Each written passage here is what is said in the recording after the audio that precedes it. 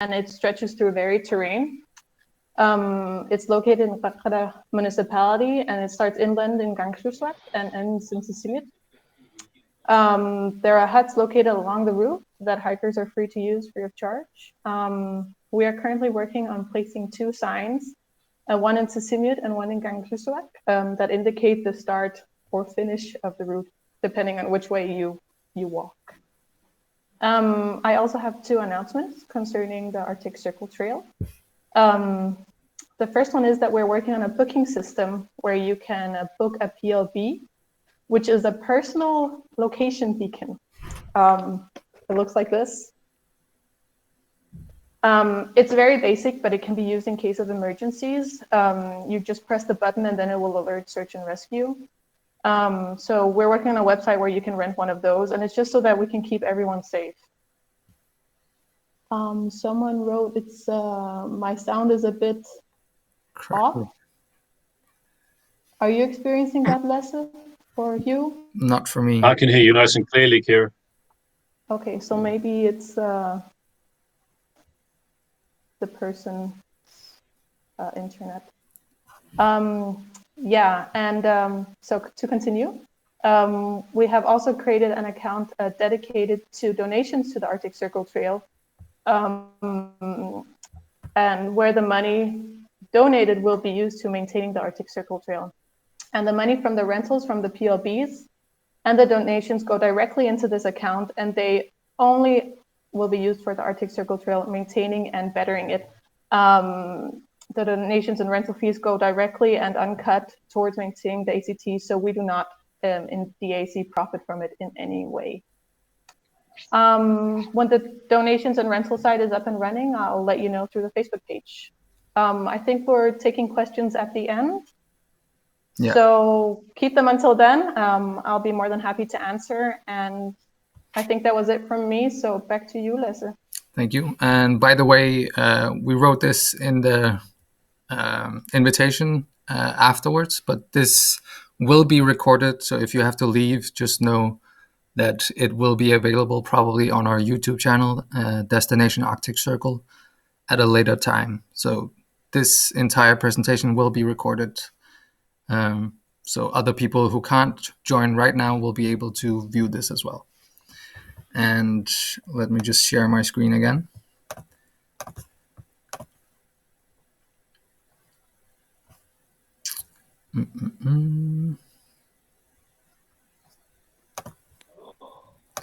So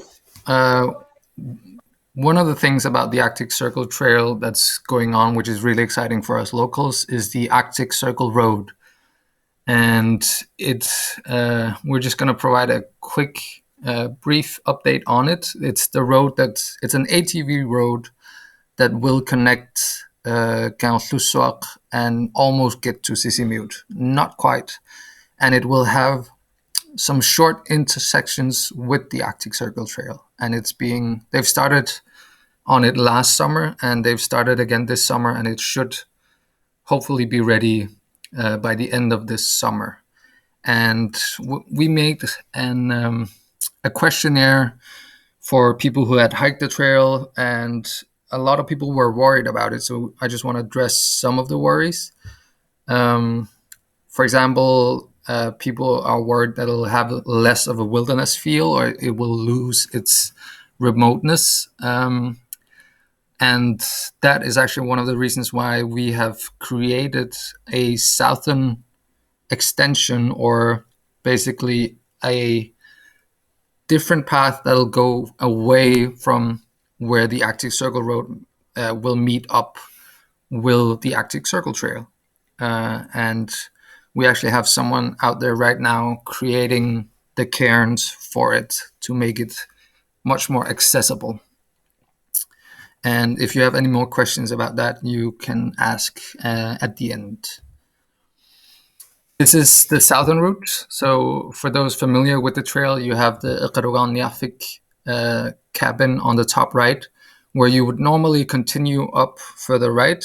The southern route follows the coastline and goes down to Safenguit, which is a small village, I believe, with around 300 inhabitants, and we're there used to be a cabin here called Igereset right in the middle, and that cabin is not doing very well, but we have already made plans to build a new one at exactly the same place, and we have the blueprint for it ready and everything. And we were actually supposed to start building it this summer, but we couldn't get the foundation ready before the snow was gone, so we're unable to transport all the materials there this summer. But it will most assuredly be ready for next summer. And we're also installing a flag where the Southern Trail meets up with Soffingwood. It's separated by a small strait, so you can't cross just by hiking. But we're gonna set up a flag that you can raise, which will basically inform the locals that you would like a ride over to Soffingwood for a small fee. And that should be set up this summer. And this is the new cabin. You can see the old cabin on the left, and we basically have the new cabin ready in blueprint. We just need to get the materials out there so we can build it. And it will be at exactly the same spot. We're basically replacing all of the old wood. It'll have the same foundation.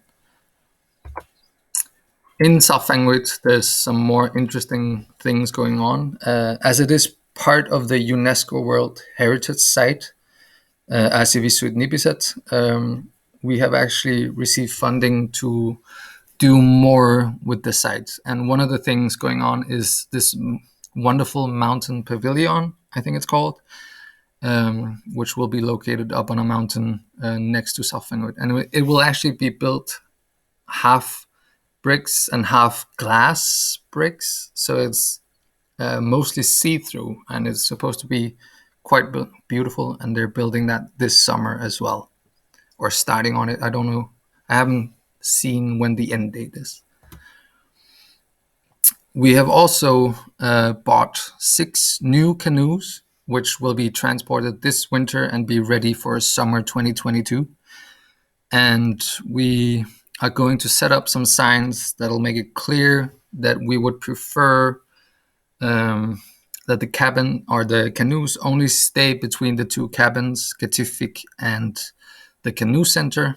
And we'll put up information signs as to why. And including with the canoes, we've bought new safety gear, such as the life vests and the paddles, and we're really excited for it. And they will have our new logo so that you won't be confused with them being private or if you can use them. We're also testing out new toilet facilities for the huts along the trail. This one it's called a multoilet in Danish, and it burns off everything. Because we've experienced problems with the toilet paper along the trail, and especially the trail or the huts with toilet facilities are. There's a lot of confusion about the poop bags, basically, and people mistake the big black bags for a place where they can leave their trash, and that creates a cleaning problem for us. So we are experimenting this summer with this toilet that you can see on the right, which will essentially burn everything to ash, which should eliminate toilet paper out in nature and the need to bury the other stuff as well. But it's fully experimental. We don't know if this will be the solution because it is this type is extremely heavy. But we just want you to know that we're testing out this, and hopefully we'll implement something next year or the year after. And I think that's it from us. And I would like to give the word to Hugh. Okay. Do you want me to do my presentation now? Yes. Yeah. Okay, thanks. Well, first of all, thanks for that update. Really interesting stuff happening about the screen. And nice to meet Kira, who's the new destination manager. Okay, so I need to see if I can share my screen with you. Apologies if I'm rubbing my eyes, by the way. It's hay fever season in the UK, so I have a really bad time of it, which is why I prefer to be in Greenland in the summer, because I don't get it there, but I couldn't get there this year. Yeah. That's another good reason to come to Greenland, though. Escape your hay fever. Yeah, it is. Yes. Let me see. Okay. Are you able to see my slides now? Yes. Yeah. Okay. Good. Sorry, because that first thing, share the screen, it did all that duplication of screens. So hopefully you can see my screen now. So if that's okay with everybody, I'll carry on. Okay. So great. Really nice to have an opportunity. Hugh, it's like, is it possible, like right now it's just half the screen, is it possible to have the whole screen with your presentation, or is that just how it runs? Or on my laptop, it's the whole screen. I mean, what Iris, if you press the 3 small dots in the corner of Hugh's presentation, you can choose full screen. Oh, okay. Thank you. Oh, it's fine, Hugh. Yeah. Yeah. Okay, great. Thank you. Yeah, it's a really nice opportunity to talk to people interested in the trail, especially as this year difficult getting out there. So Les asked me to think about some of my most memorable moments out there and the things I enjoy about going out there. I'm not going to do a virtual walk along the trail with you because I thought there's a lot of blogs out there written by people who've done the trail, so you can get that elsewhere. So what I want to do is just give you some of the examples of why it is I love being out there and going out there so often. So hopefully that'll inspire you to feel like you really want to go and visit this trail. So this is one of my most memorable moments. This is 2007 on Amitsasuak, a beautiful blue sky day. As you can see, no wind. This vast lake of about 13 miles long was still like glass, and I was using one of the canoes at the time, which was in good condition. I had a fantastic time, about 5.5 hours just visiting different shores on the lake, taking the weight of the pack off my back. And it was just a fantastic, serene day away from my normal daily life. And there was just me on the lake and a great northern diver with those fantastic calls that they make. That is a very evocative sound of the wilderness. And it was just absolutely peaceful and serene. So it's great to see we're going to get some new canoes. And yeah, I would just really ask people to really respect the rules and look after them and make sure they're kept as they should be kept so everybody can enjoy it. Because that day for me was one of the most memorable days of my life, I think, was in 2007. So I'm going to go reasonably pacey because I want to show you as much as I can of why I love going out there. So this is probably one of the first few photographs of me ever in Greenland, taken on my 2006 visit. This is in the Karatusut Maria Pass. Beyond those jagged peaks in the background, you can see is where Sisimiut will be. So this is one of my favorite parts of the trail. It's about 3.5 miles of nice walking in the pass. It's a watershed in the middle, which is quite subtle if you don't pay attention. And there's a lot of nice places to camp in the pass as well. I've been here in sunny days, in rainy days. I've been here in winter days as well when it's covered in snow. So it's a really nice bit of walking up in the pass that I like. And this is a view from the western end of the pass looking towards those mountains beyond Sisimiut. I've been here so many times over the years in cloudy, grey, dull days, and I thought one of these days I want to stand here on a beautiful blue sky day and get the view that I want. And so it happened in this year, which was 2014 or 2017, I can't remember, but you know, what a great view, beautiful landscape to be walking in. So it's somewhere that you can really relax and enjoy yourself just being out in wilderness. And one of the things that draws me out there is the sheer expanse of unspoilt natural Arctic habitat. I love the fact that over such a vast area, nobody is modifying the habitat, nobody is fertilizing, nobody's farming and planting foreign plants, etc. It's just a beautiful, pristine Arctic ecosystem, just doing what it normally does. The only real human influence that I'm aware of is just hunting. Hugh, sorry. Yeah. Just had some non-natives asked if you could slow down just a little bit with your... Sorry. Yeah. Okay. I'm conscious of time. Okay. Oh, yeah. Okay, so the natural landscape, the unspoiled landscape is one of the things that I really enjoy about being out there. And you can see the trail here. This is the Neramak Valley, another really nice section of walking on the trail. This is the lake in front of the Inukhwatuk huts. Most people will arrive at the hill at the top here and take a classic photograph of the view towards the huts.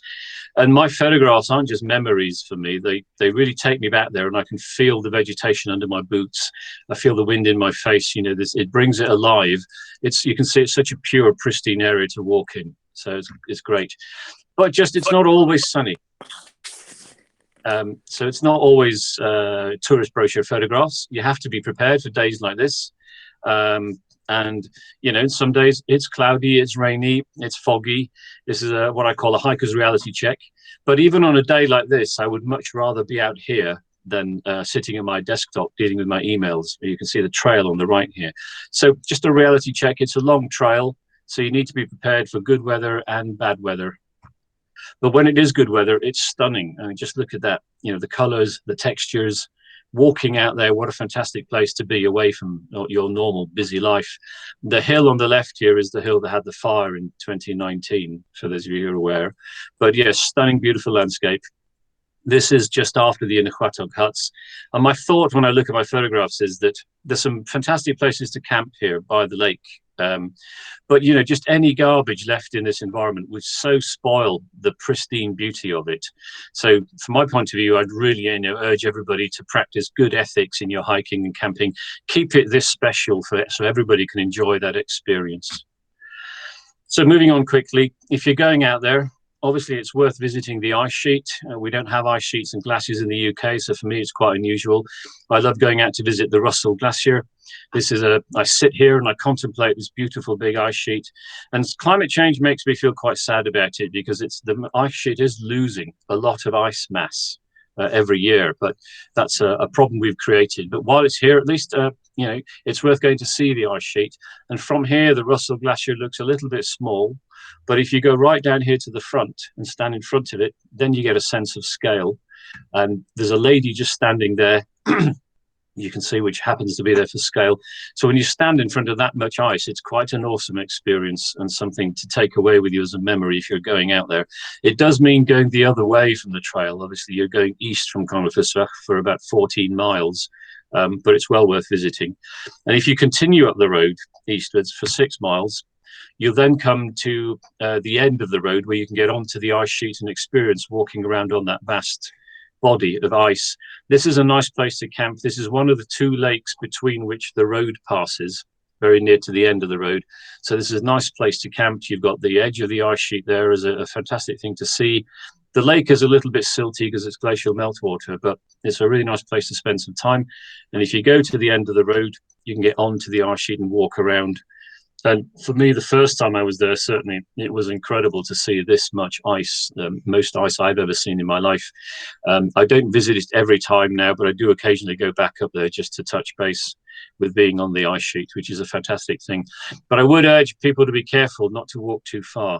It's always tempting to want to know what's over that bit and what's over that bit. And pretty soon, if you're in a dip, it looks the same in all directions, so you can lose your sense of orientation. So I'd say don't be tempted to walk out too far onto the ice sheet. Just wanted to show you a few comparisons. A lot of people on the Facebook page give advice to people, but if you've only been there once, your conditions that year won't necessarily be the same every other year. So I just wanted to show a few comparisons. This is leaving Sisimiut in 2012. And this is me leaving Sisimiut in 2014. You can see conditions are quite different. A very, very similar photographs. That rock there is this one here. So, and then 3 days later, when I was at Inahuatl in 2014, again, the weather had turned grey and misty. But then again, 3 years later in 2017, it was like this. So these are taken in the same month. So from year to year, conditions do vary. And you might naturally expect that anyway in weather. This is an interesting comparison. Since I've been going out there since 2006, this was how the trail started at Sisimiut. Quite treacherous rockfall. Got to be very careful with your big pack on because you don't want to fall over and break an ankle or something and your trip is over. When I arrived in 2017, it had been bulldozed. So this is much safer and much easier. But for me personally, this was kind of part of the adventure anyway. But no doubt that is a lot safer and easier for people to do. But so things do change out there. And last comparison, this is the eastern end of the Keratosa Pass, looking down to the Kangerlussuaq Fjord. My pronunciation is probably dodgy, as I'm not a Greenlander. The hut will be just around the corner here. So this is on a sunny day in July, and this is what it looked like in March of 2020 when I did it in winter conditions. That hill spur there is obviously this spur. So you can see how different things are. So it's interesting to compare things from different years, but still a stunning view. The other thing that draws me out there is the wildlife. There's a lot more wildlife than people realize, I think. And I love meeting the wildlife out there. This is an Arctic hare, obviously. This is a ptarmigan I met that hadn't shed the winter feathers yet, so still white and fluffy. This is Clangula hymalis, the long-tailed duck. These are quite raucous birds and very entertaining. If you get a flock of them on a lake near you, they chunter to themselves, and they're quite amusing to watch. This is the great northern diver, also known as loon in North America. This is one of my favorite birds out there because of the sound it makes. It's a very evocative sound of the wilderness and remoteness, and it's a really beautiful thing to hear out there and how it carries through the vast landscape. Canada geese are out there, Branta canadensis, quite a lot. These are of particular interest to me because I'm also out there to do a bit of field work on wild birds when I visit. And this is a precious species, the Greenland white-fronted goose, an endangered species, so endemic to Greenland. So these 6 goslings are very precious from my personal point of view, and the things that also draw me out there. Obviously, we have foxes. This one I called the devil's own pet in my journal that year because it had a very evil looking face on it, and it came past my tent most evenings from the southwest and then went off up the hillside. Caribou, you usually see them in 1s or 2s.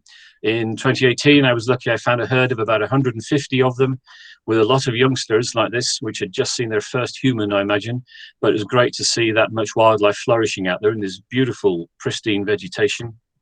And obviously the charming muskox, great if you can encounter the muskox, a really charming animal out there, and great to see them. I've spent quite a bit of time sitting with them, but I kind of developed, I think, my experience about how to get close to them without disturbing them. Not too close, but be very careful. If they have got young, they are very protective, but it's great to meet them out there. And I just wanted to show you something about the little stuff. People worry about the mosquitoes and avoid July, for example, but yes, they can be bad. So this is an evening I was camped when they got quite intense. You can't see the thick clouds of them outside. So on a period like this, they are intense. But I find that these periods are few and far between, and most of the time, they're just a mild irritation. So it doesn't just deter me from going there in the height of summer. They're not too bad. So West Greenland, this is very brief. I've got thousands of photographs from the years I've visited out there, but it is my happy place. It's where I can go off grid and get away from my normal life. And this is my seat in the wilderness at a favorite place where I like to camp. And there's the ice sheet in the distance, stunning place. For me, it's really great to have some off grid time, no internet, no phones, no television, no news, just reconnect with nature. So it's not just about walking from A to B. In my mind, it's about spending some time in nature, in pristine, unspoilt wilderness, and just you and the wildlife, and just have a really good time out there and recharge the batteries. So enjoy it rather than get your head down and just busily walking from A to B to C.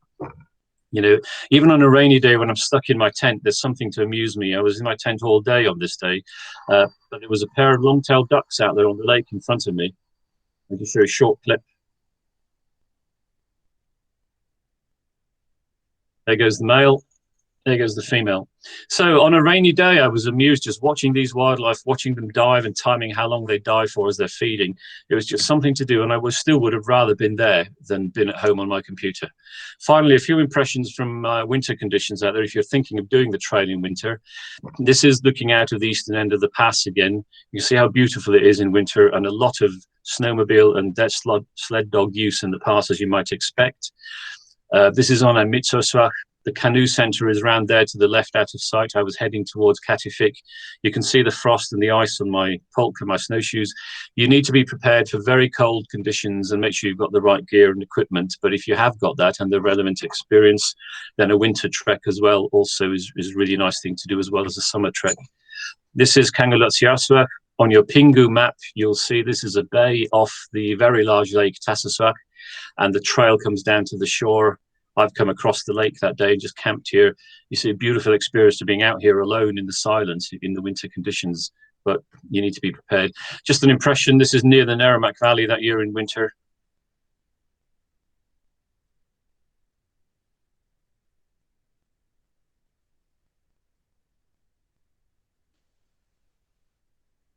So on a day like that, for me, it's just perfect to be out there alone, enjoying the trail. My last photograph, as Lasse said, what are your precious memories?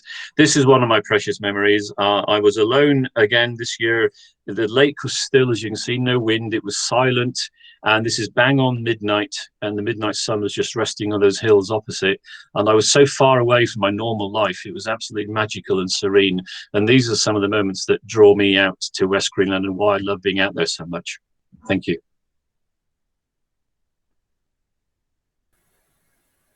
Thank you so much, Hugh. That was wonderful. I will give the word now to Iris.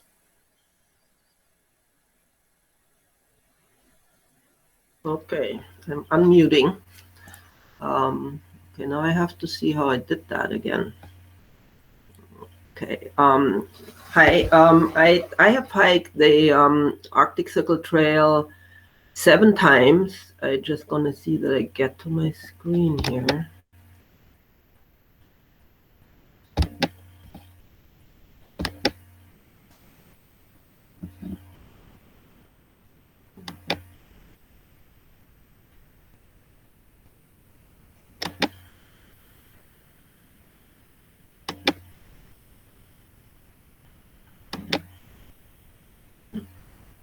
Can you see the screen? Yes. Yes, okay. Yeah, I hiked the Arctic Circle Trail 7 times, 6 times from Kangerlussuaq and 1 time from Sisimiut. I fell in love with this incredible barren landscape in 2013 when I hiked it the first time, and I just been totally entrenched hiking there and coming back pretty much every year after that, except for COVID last year and this year as well. I usually start from Kangerlussuaq, and this is the first really intake you get when you start the trail after you leave the houses and the road and everything. And I guess now the new RTV road is cutting through this, but I always have the feeling coming to this point and looking out and leaving civilization behind me and just have this incredible, humble, peaceful feeling to start a new adventure when I stand at that point and heading out into the wild. And I mostly do solo hikes. I did do guiding 2 years in a row for friends, but I really love just being out there on my own. And I have learned over the years to just really take my time. The first year I didn't really had much time, and I kind of rushed through it.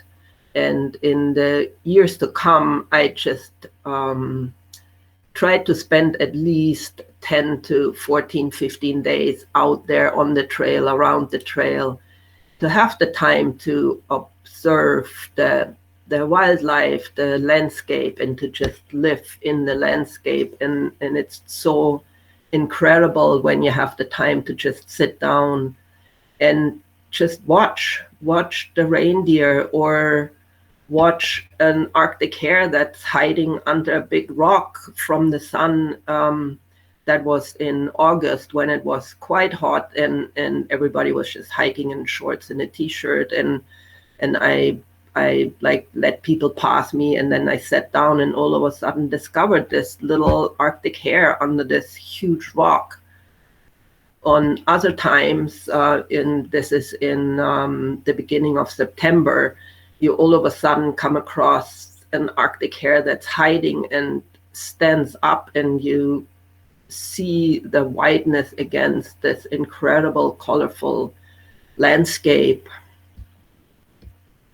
I also find this is one of my favorite pictures here. When you out there, you just the solitaire walking, the stillness that you encounter, and to just be on your own is like so incredible, beautiful. And I know that not everybody can do that or can be with themselves, but for me to have this time out there to just hike solo and have the solitude is absolutely incredible.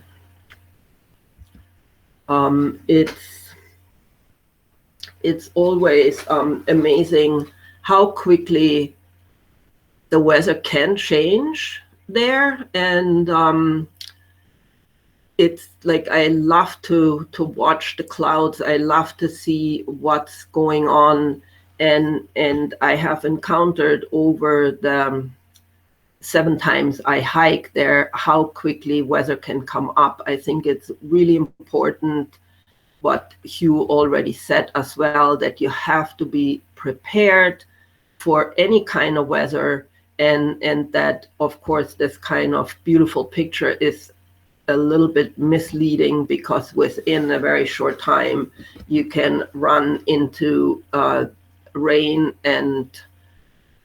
or fog or snow. Like this was in 2019, and it had snowed overnight, and the trail had become beautiful to me, but I have hiked the trail by that time 6 times, so I knew where I was going. I knew the landscape. I didn't feel I had to worry to hike at that time. But I think if somebody goes out there who doesn't know where they're going, and they could easily lose the trail in the snow. Also, you can get into some incredible fog that can also be scary, I think, for people when you all of a sudden don't see further than 100 meters or even less. I was lucky that I never really got into very dense fog. Like this was about as bad as it got, and it still is beautiful. Like I love being out there more into the fall months, August, September, and the weather is like very,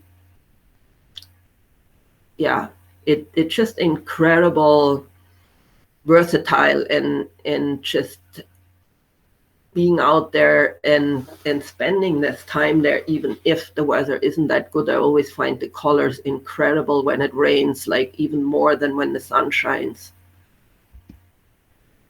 Of course, the mosquitoes in July and in August, you encounter mosquitoes, and at this point I had to start hiking with a net, what is a little bit irritating, but really not that bad. This was from 2018, where I was with a group of friends out there, and we got into a kind of rain hailstorm for 5 hours hiking down into narrow muck, and it was pretty intense. There was no place to put up a camp. The wind was vertical, basically coming against us. And by the time we reached the hut, like everybody was pretty much soaked through. So those can be weather conditions you can encounter there, and you have to be prepared for that. With that weather in 2017, we had very nice weather in the beginning, but the last 3 days, it basically just rained and stormed, and all the creeks and the rivers really started to swell up with water, what also made river crossings way more dangerous than what usually at that time of the year you would encounter. This is at the Inayutuk hut. I just put those together because I really love that hut, and it just shows different times of different years, what you can look at, and it's just beautiful. Like I usually stay there for one night or sometimes even for an extra day, and just have a rest and enjoy where I am. If the weather is nice, I like to go for a day hike there and explore a little bit around. If it's really rainy or stormy, it's just great to have that rest day. This is another view heading out towards Narrowmuck, and the same thing, different times of the year, the same view pretty much, sometimes with snow and sometimes like really rainy, foggy, or beautiful sunny days. This is heading over the pass down to Narrowmuck, and that was in 2019, where it had snowed quite a bit, and it was just so incredible. And the stillness you can feel, the wind in the air, the quiet peacefulness, and there's nobody else out there than me at that time. And it's just getting away from the noise of civilization, and having this quietness is like something of a very special experience. And a lot of times, because I'm hiking later, like end of August into September, from the last 3-4 days, sometimes I would not encounter another human being on the trail even at that time, and that is very special to me. That's a shot just getting, that's one of my favorite shots too, just before you get into Sisimiut, being up in that high pass. This was in the beginning of September, and you can see like it was very cold. It was below, even though it was a sunny day and it was about midday, it was still below, and the waterway started to freeze. So it was very cold, but very beautiful. And of course, at the end of my hike, I was by that time looking forward to get into Sisimiut and to have a hot shower and some other food than the trekking food. And I love to spend time in Sisimiut. After the hike, coming that way, I always find that you come to this beautiful place, and I usually spend 2-3 days there and then take the ferry up to Ilulissat in the last few years. So that's kind of my take on the Arctic Circle Trail. I will see how I get out of here.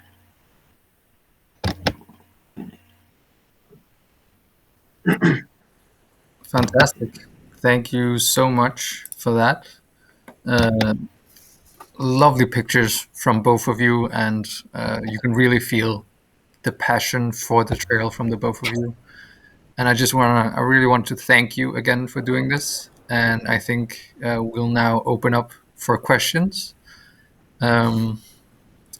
So you can either, the people wanting to ask some questions, you can either write them in the chat or just put your hands up.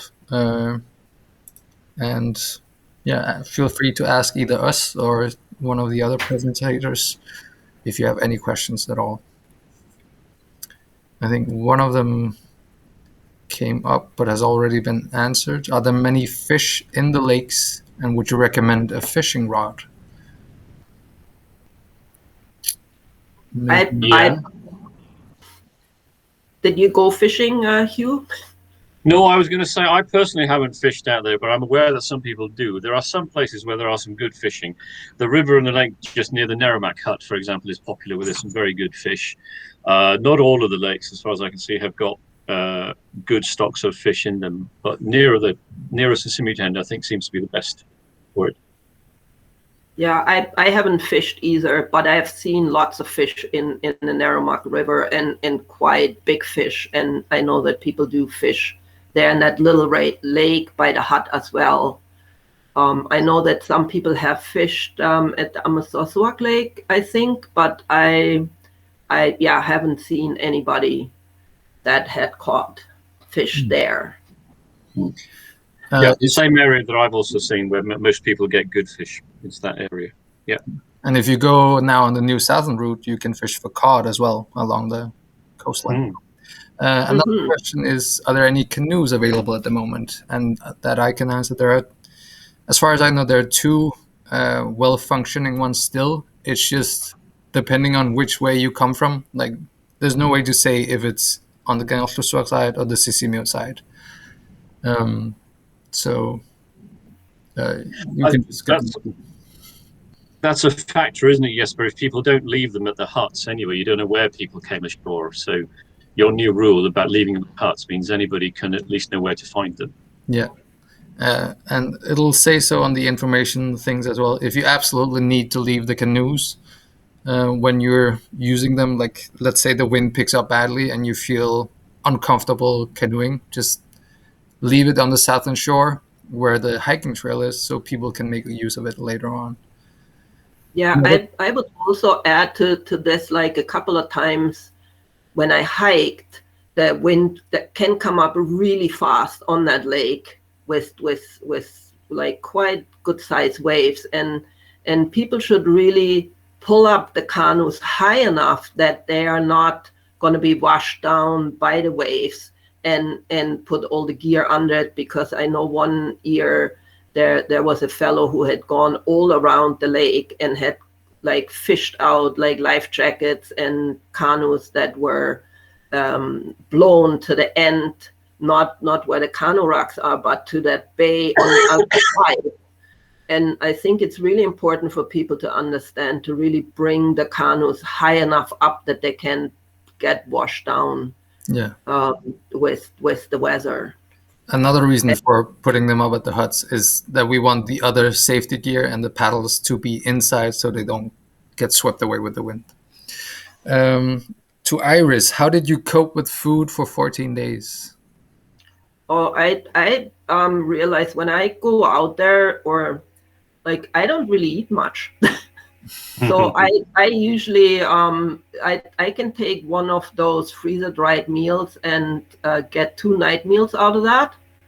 So if I'm out there for, let's say, 14 days, I take like 5 freezer dried packs, and then I take some cubes and like some soup cubes and some very thin noodles I can make noodle soup with. And if I find some mushrooms, I put some mushrooms in it, and whatever else I have. Sometimes I cut cheese in it, and that's my dinner.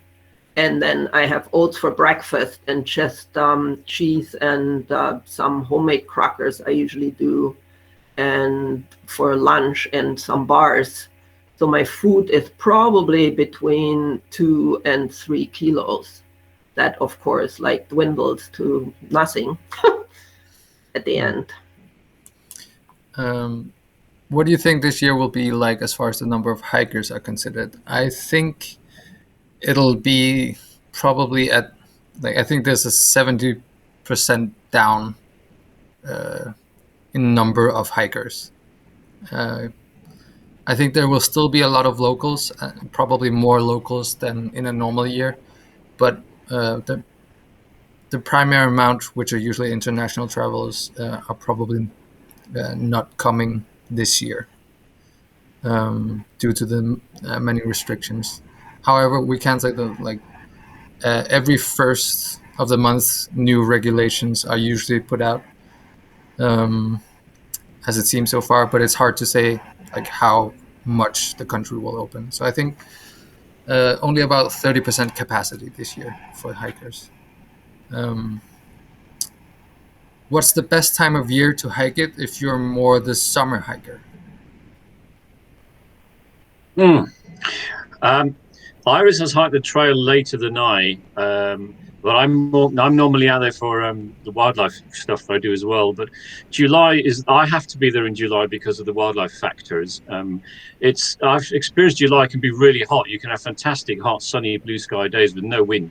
And as I said, the mosquitoes are not a reason to avoid July completely, even though it looks like that in some of the discussions. on the page. So if you go in June, if there's a late thaw, you can get a lot of wet ground still. In some years, though, it's variable. But for me, certainly, I really love being out there in July. But I have had hot, sunny weather in May one year as well. So if you're a summer hiker, I like July, but the Iris has been there later. What do you think of August?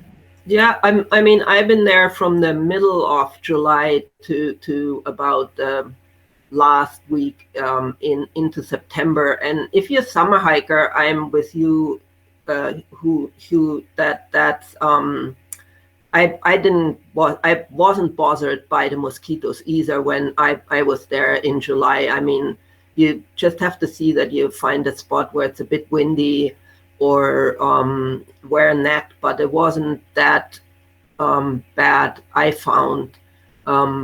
Usually August, I think, is a good month. Like as soon as you have some night frost, the mosquitoes will go down. And there's like some will stay where there's really moist, usually getting more towards Sissimut. I found that there were places where mosquitoes stayed persistent in really moist areas, but it wasn't that bad. And I think weather-wise, you can have, I think, snow at any time. Like I don't know about that, Hugh, but I had a snowstorm in the beginning of August the first year I hiked. And I think you really need to prepare for that. That's true. I mean, I've been there in July where at night temperatures go just a few degrees below zero. So you need to be ready for it to be cold as well. That happens in July. Now, July 2014 for me was really hot. It was a sweltering, amazing July. July 2017, I met some other hikers there. It was pretty cold that year. Temperatures in the day where I was certainly often didn't get much above about 6 or 7 degrees. But there was a lot of rain, a lot of sleet and snow. So it's quite variable. But it's most of the time I found July is quite reliable for good hot weather. Is it possible to rent the emergency device this year? Yes, it will be possible. We just don't have a online booking system for it yet. But if you contact our office in Sissimut, you can make an agreement with them, Katrine. I missed the very beginning. What is the status on the road being built? And is that the reason for making the trail along the coast? So was it 2019 there was the big fire? I believe so. Or was it 2018? 19. 19. It was 19.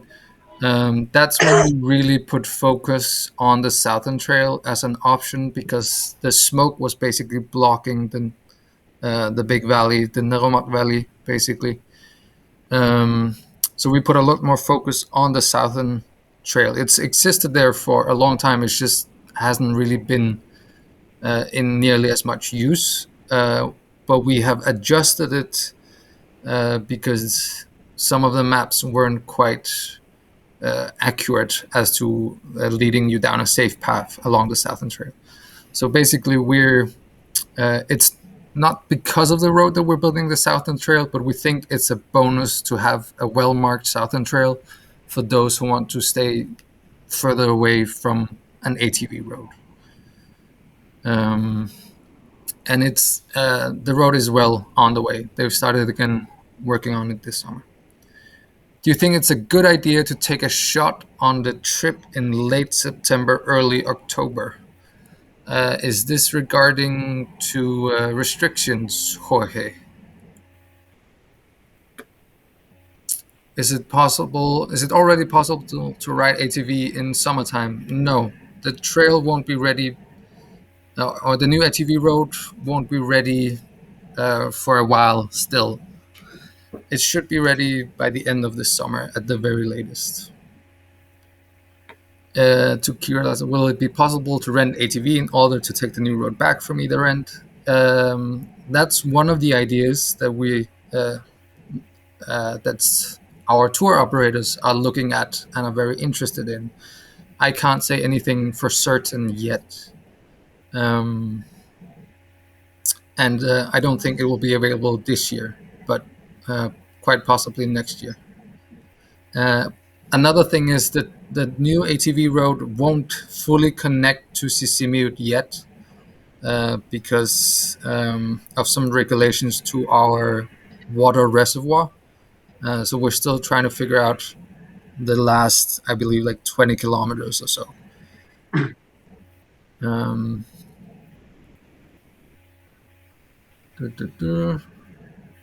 Do you have? There's a question about the river crossings. I was just about to say that. You can take that, Hugh.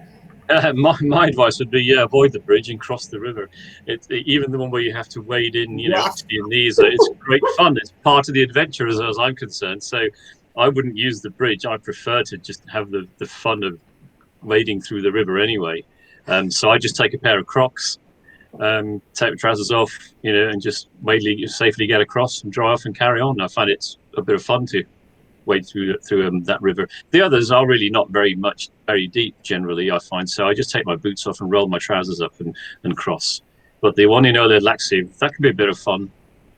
Yeah, part of the adventure. What about you, Iris? Yeah, I never taken the bridge. I love going through the river, and if there's nobody there, I even have a swim and a wash off, and off I go again. And I think, I have pretty tough feet, so I cross all the rivers barefoot, but I find the hiking sticks are really important to have, especially if you were having a heavy pack. And some in the first year, I would just take my pack off and try it out where the best crossing is, and then come back for my pack. But yeah, I would definitely not use the bridge unless, like, maybe in the winter or when the river is so high that you have to swim across. Maybe, I don't know if it would get that high. Is Primus gas available in Gengerlusor connected to screw the stove on? Yes, there is Primus gas in Gengerlusor and Sisimiut. You can get some at most of the shops, even the souvenir shops carry them. We will be 3 persons starting from Sisimiut this year. I don't know if this is related to a question. Jorge has clarified that he was thinking about weather conditions in late August, early September. I think Iris is better than me to answer that, certainly. And obviously you who live in Sisimiut will also know what conditions are probably like that late in the year. I mean, I would definitely, the 3 times I hiked late, you want to kind of use the huts as well, because you're definitely sheltered from the elements. If you're camping, you can get into freezing conditions outside, definitely below several degrees. The weather can be beautiful, and that's the thing, you never know what the weather going to be like, so you want to be prepared for the worst. And I always find wearing lots of layers is the best way. Like what I do, I have like various layers of merino wool and down jackets and a vest, and I usually don't hike with a lot of clothes. I get quite warm hiking, but as soon as I stop, I put on quite a bit of clothes.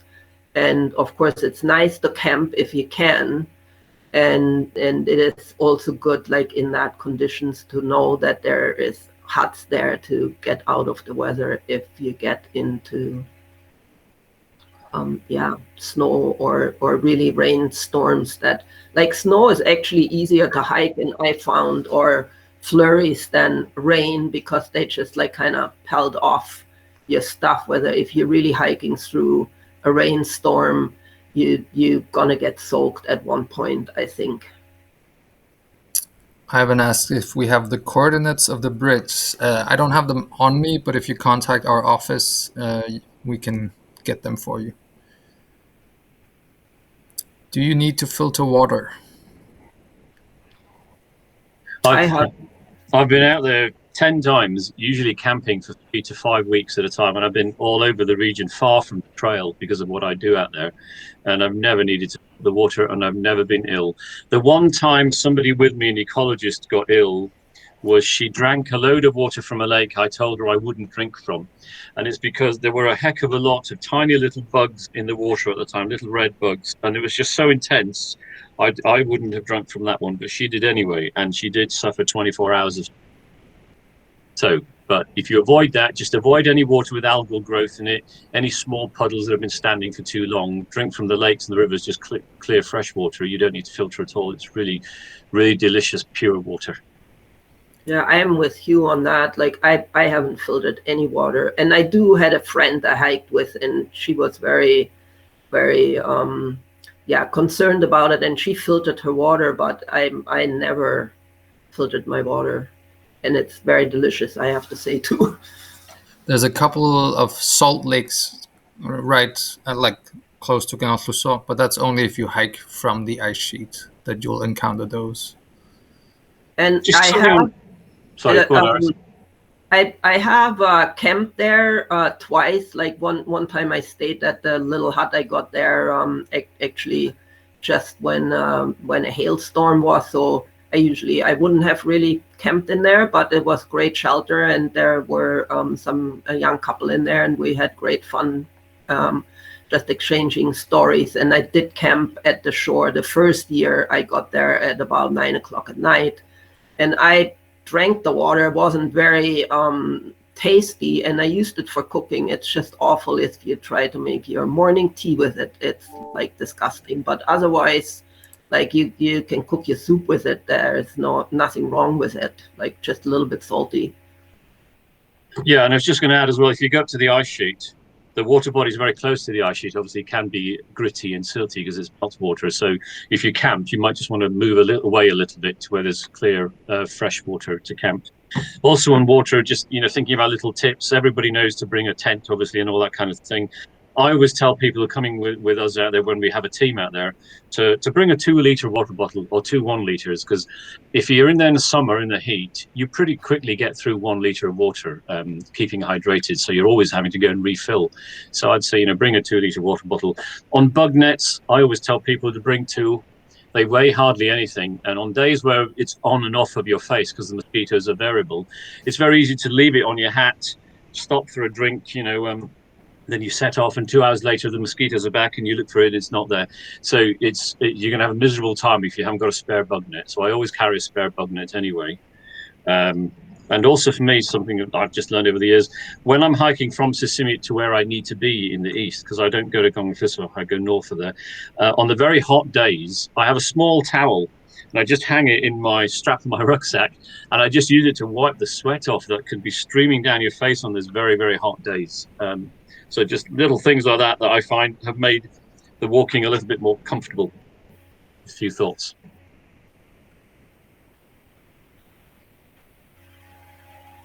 Awesome. A few more questions. If there aren't any more, then maybe we round it up. Do people have any more questions? Anything they'd like to ask while you have the experts? If not, obviously we've still got the Facebook page if people want to post questions there. Yeah. Just a couple of. Can I just make one quick observation?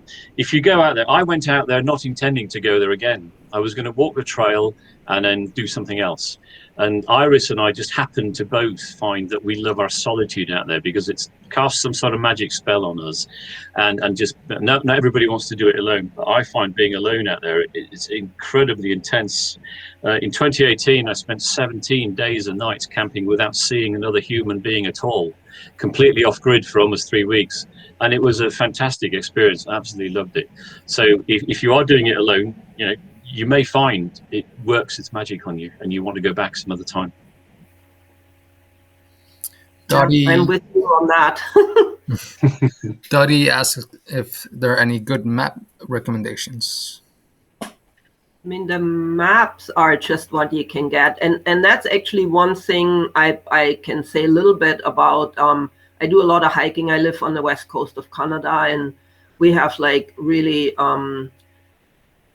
good hiking maps that sometimes even like go down to 10-meter intervals. And when I started the Arctic Circle Trail, I kind of was so used to those maps that I looked at the map and said, oh, I can do that like in like 5 hours or whatever.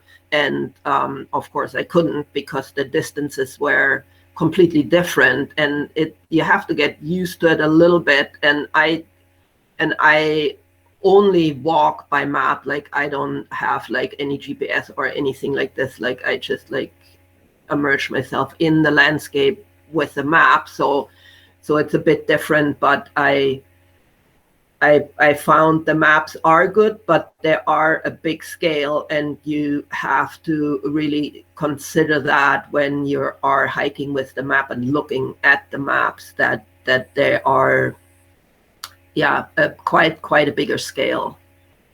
I think they're perfectly adequate to walk the trail, though. I think, I'd always take them. Can I just quickly answer for Mate David's question about, I'm not aware of anybody that has mapped good camping spots between the huts. But there are some really nice places if you plan your day stages so you can stop there. So I'm happy to contact me on the Facebook page or something if you like, and I can suggest some places, or Iris can also help. But there are some nice places to spend time between the huts. Oh yeah, definitely. Like, and if you want to be more in a solitaire environment, you don't want to camp at the huts, because that's where people usually end up at night, and there is more people. So if you want to meet people and you want to exchange stories, you want to like maybe go to the huts. If you don't want to do that and really want to be more solitaire, I think it is great to just camp along the way. And as Hugh said, there's a lot of beautiful places to camp and just stop for the day and make your route according to that without going to the huts. Yeah. Do you recommend to take a COVID test in Gansløsop before starting the hike, or better to do a wilderness quarantine and take the test in Sissimut? If you're fully vaccinated, you can take the test immediately the day after you arrive. I would suggest doing that, and then you can basically get the test results while you're out hiking. If you're not fully vaccinated, you need to wait 4 or 5 days. Then it would make more sense to pre-order a test by the time you arrive in Sissimut, so that you don't need to wait a long time before taking a test in Sissimut. And this is all only if you're planning to hike for less than 14 days. Because you're allowed to wilderness quarantine if you do it over 2 weeks and don't get any symptoms. But let's say you're only out there for 9 days, you do need to take a test before you're allowed back on the plane to leave the country. I hope this answers the questions well enough. And if not, like, feel free to contact us about this. Like I just have like a question like just that came up for people. So when you come this year with COVID still in place, is there a restriction on how many people can be in a hut? I mean, this is just like for people who would go out there, not that I can get out there right now, but to just know that if there is a restriction like that. So that's a really good question, because I don't think there's an official answer to that. Because if you're quarantining, you should stay away from other groups of people. If, let's say, you get a negative test result, if you're tested the day after, you can mix. There's no limit on being inside in a room in Greenland at the moment. But if you're quarantining, that's a whole different case. Mm-hmm. I'd just like to add something to the whole quarantine and restrictions talk. Yes, this is said, like, if you're quarantining, you're not allowed to have contact with any other people except the people you're quarantining with. So that's just really important to remember.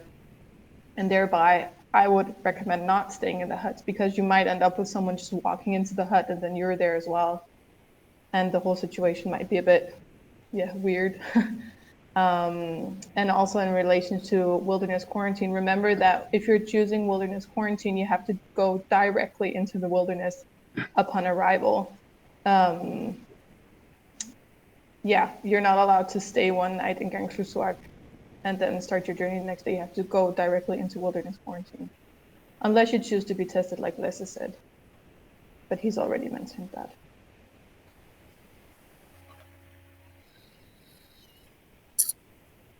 Yeah, you're not exactly. You're not allowed to be in contact with other people during wilderness quarantine. But let's say you have a negative test result. There's no limit on people inside in Greenland. Just a comment about people looking to get out there. I was meant to be bringing a team out there this summer, and the Greenland rules were fairly straightforward. It was mostly the Denmark rules and transiting through Denmark that we thought was a bit more problematic, and the test requirements and the administrative paperwork to go with the test. So I've stopped monitoring the requirements, but don't forget that you probably also need to pass through Denmark's tests. Yes. Do you have any idea if they're going to open up from Iceland to get into Greenland, or I mean that's still closed? It's still a matter of debate, to my knowledge. So what we can say is that we're in the middle of a reopening process, but how fast that is going to be is uncertain. That depends on the COVID situation in Greenland and the COVID situation in the rest of the world. Yeah. Lasse, David asked a question about, do we recommend flying back or taking the boat? I'm not sure whether he means flying back from Sisimiut to Kongerslussvak or... Right, because you need to specify, because there's no commercial boat tours connecting Kongerslussvak and Sisimiut, which is why, for example, Iris suggested that you take the ferry to Ilulissat, where you can catch a direct flight to Iceland, for example. Yeah, I think David meant getting a boat back from Sisimiut to Kongerslussvak. Did you? Oh, yeah, that doesn't work. Yeah, No, it doesn't work. Yeah, it doesn't work. There's no boat connecting Sisimiut and Kongerslussvak, so you either fly or you hike back, and maybe next year you ATV back. Last year when I had booked my trip, I actually had booked a ferry down from Sisimiut to Nuuk, and then had a flight out from Nuuk into Reykjavik, what would have worked perfectly as well. So you have that chance as well. You can either go up to Ilulissat on the boat, or you can go down to Nuuk and fly out of there. Yeah.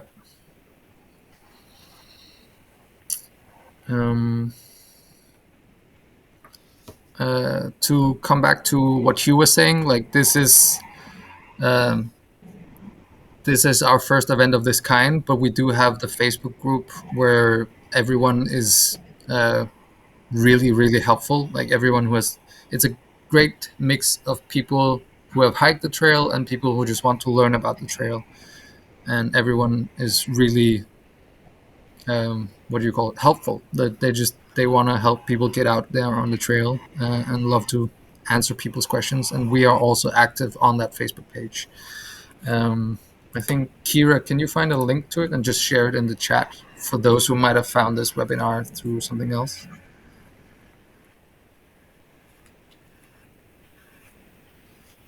And again, if you have other questions, more about the road, for example, you're also welcome to contact our office at Destination Arctic Circle. We have a Facebook page, and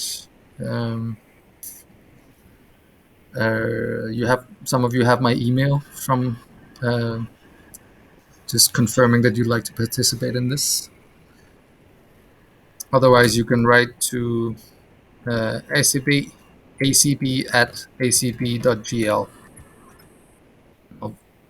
I forgot the L in the chat, but it's a really simple email. And Kira just posted our Facebook group. And yeah, thank you so much to Hugh and Iris. Thank you for doing this, and thanks for everyone listening on. I hope you enjoyed this, and I hope it was helpful for some of the questions you might have had. Yeah, thanks for giving us the opportunity, Les, and thanks for everything you guys are doing for the tour, for the trail, sorry. And yeah, great to see so many people were interested. Really enjoyed it. Yeah, thank you too. Okay.